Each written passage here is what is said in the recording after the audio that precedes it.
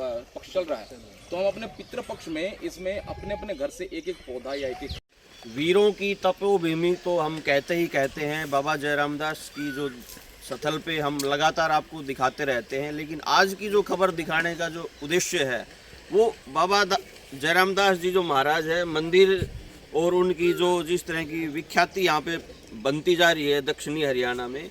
आज एक पर्यटक स्थल है जहाँ पे हम आपको दिखाएंगे कि किस तरह का पर्यटक स्थल बनता जा रहा है। और जो ये पक्षी घर है, विशेष रूप से इसकी कवरेज करने का हमारा लक्ष्य है। इसके संयोजक है और कोषाध्यक्ष है और गांव के जितने भी संगठित लोग हैं उनसे हम चर्चा करेंगे और एक इस तरह से विचार आए, इस तरह एक ग्रामीण एरिया में और ये पक्षी घर है तैयार किया गया। मास्टर जी कैलाश जी हमारे साथ जुड़ चुके हैं, उनसे हम कर लेते हैं बातचीत।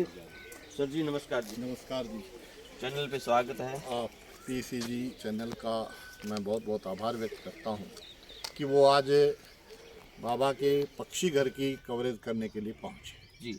ये पक्षी घर अपने आप में एक अनूठा पक्षी घर है जो ज़िले में भी पहला है, हरियाणा में भी पहला है और भारत में सबसे ऊंचा पक्षी घर है जी। 73 फीट ऊंचाई है, इसकी 9 मंजिल है जी। और ये 38 दिन में तैयार हुआ। 2 अप्रैल 2022 को इसका भूमि पूजन हुआ था और उसके बाद 15 मई को इसका प्रारंभ कर दिया गया था। वैसे पक्षियों ने जैसे ये बना इसका उद्घाटन कर दिया था जी।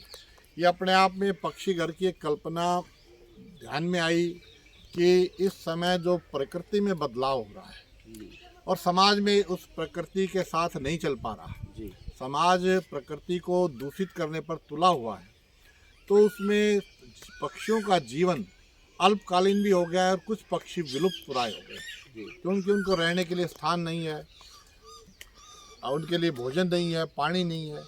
तो यहाँ एक सबसे उपयुक्त स्थान बाबा जयराम दास के मंदिर पर था जहाँ झोड़ भी था पुराना, जब से गांव बसा है तब से ये झोड़ है और इसके साथ रोज़ाना 1 क्विंटल अनाज डालने की व्यवस्था भी बाबा जयराम दास के मंदिर से है जी। तो हमने ये सोच करके ये स्थान उपयुक्त है, यहाँ पर ये पक्षी घर का निर्माण हमने करवाया।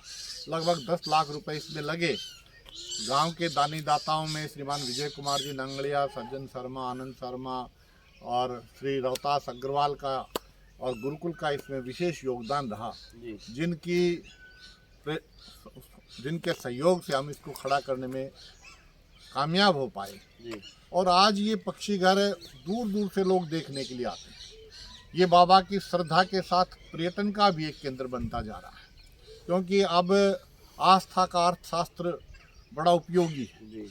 आस्था के साथ अर्थशास्त्र भी होना चाहिए और उसके अंदर प्रकृति शास्त्र भी होना चाहिए जी। ये प्रकृति का काम समरसता का संदेश भी देने वाला है। बाबा जयराम दास ने एक समरस समाज की स्थापना की। उन्होंने उनके आज से जब वो बैठते थे 100 साल पहले मंदिर पर, हर जाति का, हर वर्ग का व्यक्ति, हर पंथ का व्यक्ति यहाँ पर आता था, उनको नमन करता था और यही कल्पना हम जिस संगठन से जुड़े हैं वहाँ से मिलती है कि ये समाज समरस हो, इस समाज में के अंदर किसी प्रकार का कोई भेदभाव ना रहे, अंतिम व्यक्ति तक सबका लाभ पहुँचे, इसकी कल्पना हमारी है। और राष्ट्रीय स्वयंसेवक संघ से हमें प्रेरणा मिलती है कि वहाँ उसके अंदर जो चलने वाले विविध प्रकार के आयाम रहते हैं, उसके अंदर जो 6 प्रकार की व्यवस्थाएं खड़ी की है संघ ने, उनमें एक सेवा व्यवस्था भी है। उसमें पक्षी की भी सेवा अनिवार्य है, मानव की सेवा भी अनिवार्य है, पेड़ को बचाना भी अनिवार्य है, इस भूमि को बचाना भी अनिवार्य है। तो उसके लिए ये उपयुक्त स्थान हमने चुन करके पक्षियों को बचाने के लिए इसका निर्माण करवाया। जी। सर क्या कहेंगे आप? देखिए, ये जो धरा है जी। हरि अरण्य, हरि की धरा है। हरियाणा कोई एक प्रदेश नहीं है, ये वो ज्ञान भूमि है जहाँ पर गीता का ज्ञान हमें प्राप्त होता है। यहाँ पर ईश्वर आकर महाभारत रचते हैं और जब इस पाली गांव की या दक्षिणी हरियाणा की बात करते हैं तो बाबा जयराम दास जैसे संत की हमको शरण मिलती है।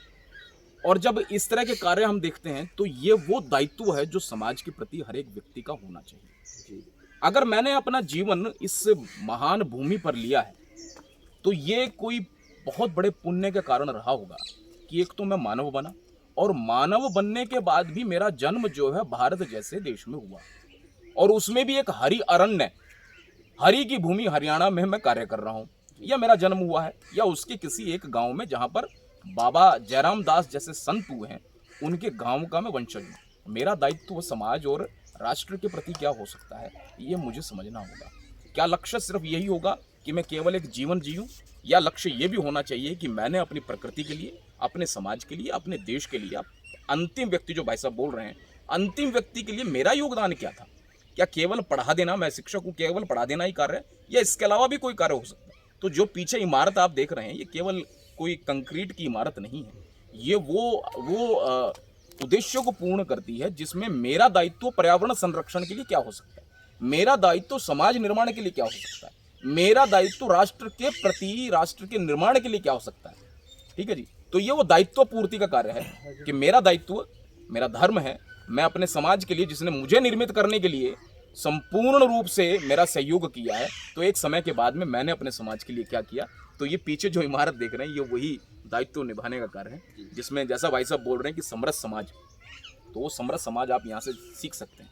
हमारे आसपास की जितनी चीज़ें हैं वो हमें कोई ना कोई सीख देती है, हमारे आसपास के जितने जीव जंतु हैं वो कोई ना कोई सीख देते हैं। ठीक है, हम अपने इतिहास को उठाकर देखेंगे, अपने पुराणों को उठाकर देखेंगे, तो आज का विज्ञान भी उसी पौराणिक ज्ञान पर आधारित है जिसको हम पढ़ते हैं।